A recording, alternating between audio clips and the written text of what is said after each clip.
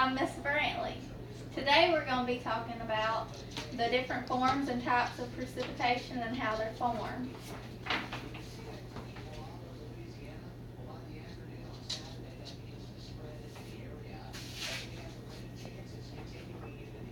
We'll be using a mirroring technique, so if I say class, class, you say yes, yes.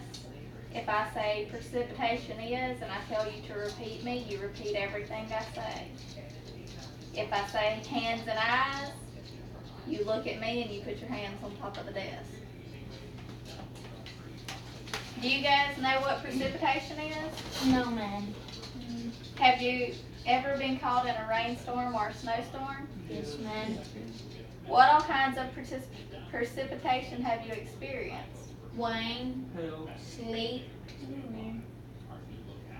Do you guys know that there are several different types of precipitation that is formed in different ways? No, ma'am.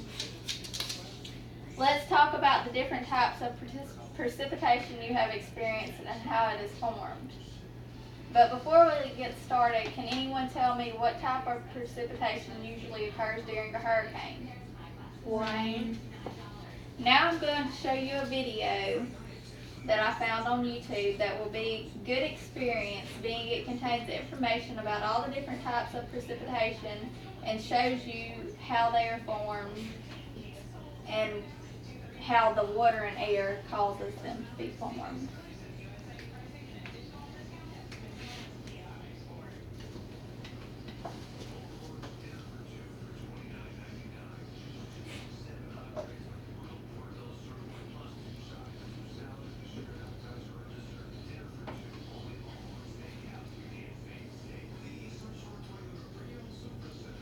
Rain. Rain occurs when water droplets collide with other water droplets to make larger droplets. The cycle keeps on repeating itself until the droplets is too heavy for the air around it to support it. Once it's too heavy, the droplets fall to the earth, and that causes rain. Hail. Hail is formed during thunderstorms. It is rarely formed when the surface area is below freezing. It is a product of the strong updrafts that are common with thunderstorms. The clouds that form thunderstorms are most often, I don't know what that said. When the droplets are taken upward and they collide with the freezing air, it causes them to grow bigger and become pieces of ice that are called hail. Eventually the hail falls to the ground and is in the form of hail. Snow. Snow is formed when the atmosphere from the ground to the clouds is below freezing, and droplets collide as they rise. Once they are large enough, they freeze and become like water crystals, and the crystals fall to the ground in the form of snow. Sleet is made when there is a warm layer of air above the layer that is below freezing. The type of precipitation starts as snow, then rain, and then sleet.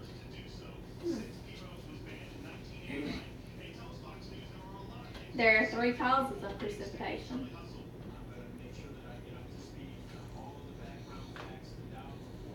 There's relief precipitation.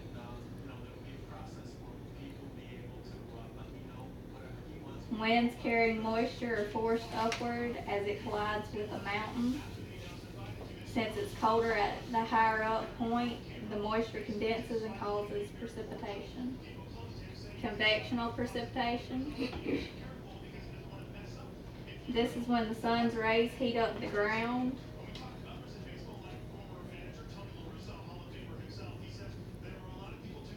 The ground then heats up the air above it,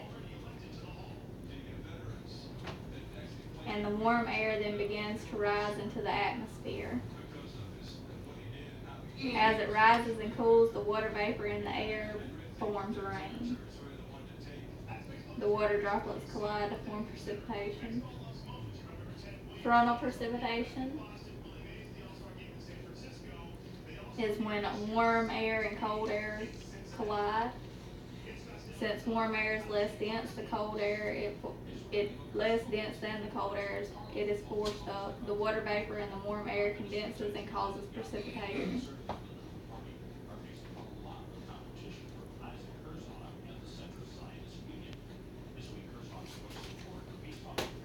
Now that we know a little more about what precipitation is and how it's formed,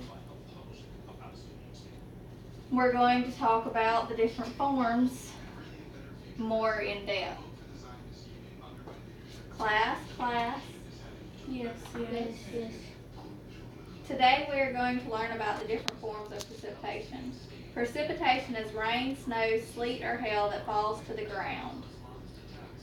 When I say precipitation is, you repeat me, and when I keep saying the definition, keep repeating me. Precipitation is rain, snow, sleet, or hail that falls to the ground. Rain, snow, sleet, or hail that falls to the ground. Okay, that's the whole definition, so you don't have to repeat me anymore. This is what authors often use when writing their stories that we read every day that explains the feelings of people and objects. Like you repeating me and telling you what it is, and you're repeating me. Authors use that as they repeat stuff in their stories so you remember things. I'm going to give you a few examples of what precipitation is.